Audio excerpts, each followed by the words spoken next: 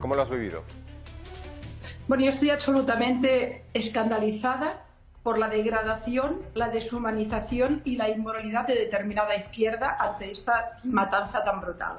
Exacto. Esto va mucho más allá de las ideas, de las posiciones, de los bandos.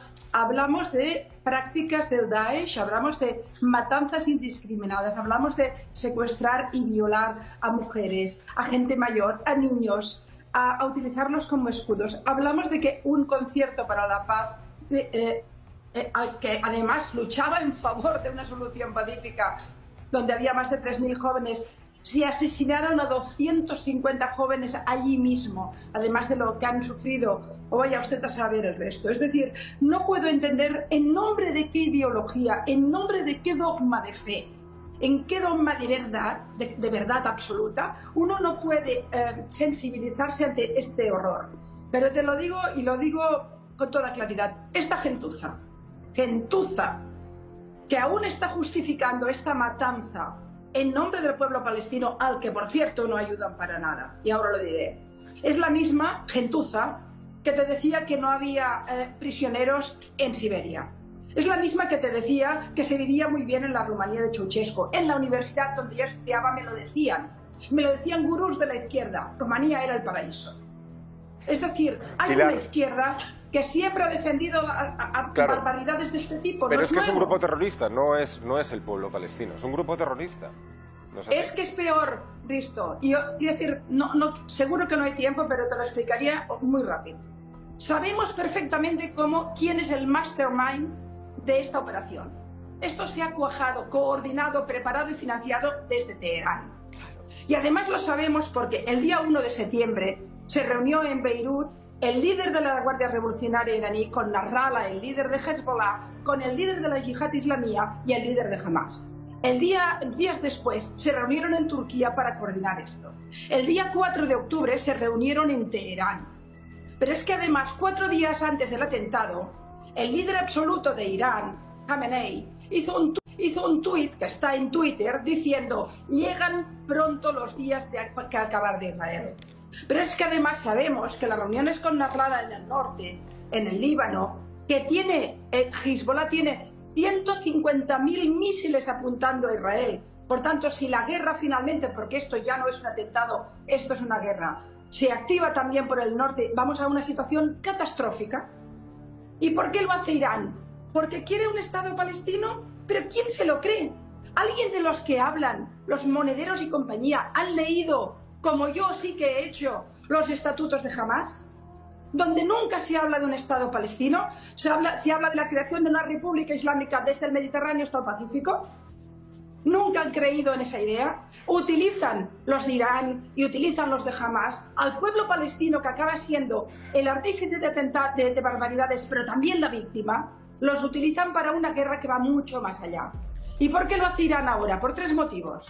Primero, porque Palestina, para ellos, es una fuente de legitimidad después de una de las mayores revueltas contra los ayatolás que se han producido. No olvidemos que hace 4 días que una gran disidente iraní tuvo el Premio Nobel de la Paz. Segundo punto, porque los acuerdos de Abraham, que como decía Esperanza, ahora no se ha firmado aún con Marruecos, cuidado, están a punto de firmarse con Marruecos y con Arabia Saudita. La semana pasada hubo 2 ministros israelíes que viajaron a Arabia Saudita oficialmente por primera vez.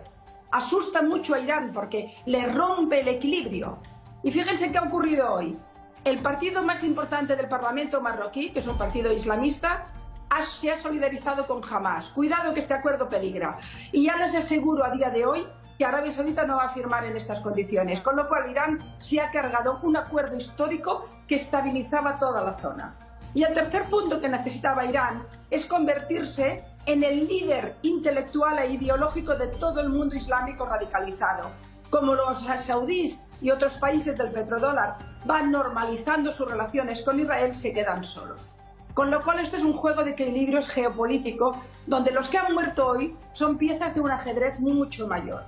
Y lo que hacen todos estos tontos, que dicen las cosas que dicen sobre el tema, es que no entienden que esto no es Ramallah, Jerusalén, que esto es Jerusalén, Teherán, Es mucho más complicado. Hemos no escuchado, a favor del pueblo palestino. hemos escuchado a Borja Semper decir que hay socios parlamentarios de Pedro Sánchez en cercanía ideológica y política con el entorno de Hamás.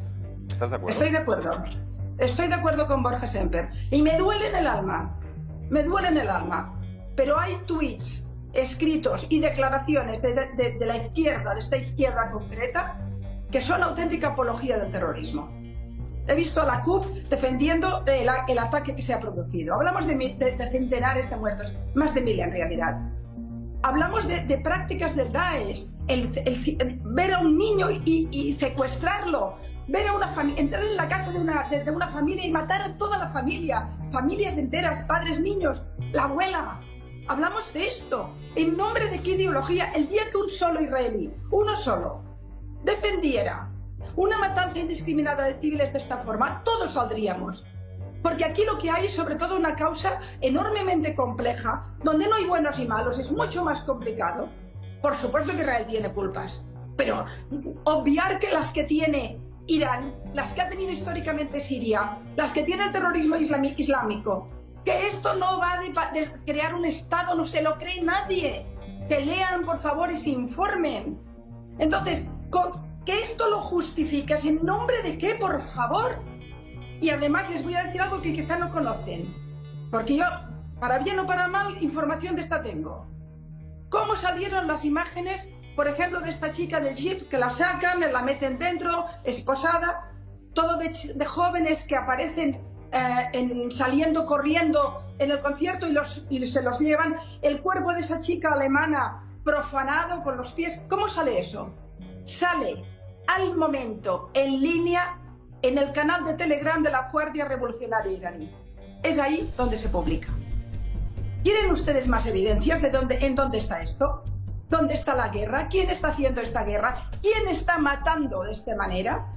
Es defender una ideología del mal. Esto no es defender a los palestinos. Los palestinos son víctimas de esto. Puede que sean víctimas de Israel y de su incompetencia o en algún caso de alguna barbaridad. Sin duda, no lo voy a negar. No estoy de acuerdo con todo lo que Israel haya podido hacer, aunque creo que lo tiene muy difícil. Porque Israel es un país muy pequeño, amenazado por el norte y por el sur, y que está en permanente peligro de desaparición. Pero no decir la culpa ingente que tienen todos estos grupos terroristas, cuya finalidad nunca fue liberar al pueblo palestino. Al contrario, si justamente lo que quieren es la Sharia. Pero si llegué a ver en Barcelona ayer, en la manifestación en favor de Hamás, banderas del LGTBI, que allí te los matan. Es que hay una izquierda que se ha vuelto loca. Se ha vuelto loca, de verdad, no puedo entender la situación de ninguna manera. Creo que es un acto de absoluta inmoralidad. Y repito, a mí yo recuerdo que yo leí el archipiélago Gulag, imagínese usted, hace 1000 años, y me acuerdo que un líder comunista me dijo que estaba defendiendo a los enemigos del pueblo, porque estaba leyendo un libro que hablaba de las atrocidades de Stalin en Siberia. Son los mismos. Estos no defienden la libertad. Estos defienden los dogmas ideológicos peores. Y desde luego hay que desenmascararlos, porque la libertad no se defiende violando, secuestrando a abuelos, niños y asesinando a cualquiera que pase por la calle. Pilar, no te vayas, que vamos a seguir hablando contigo.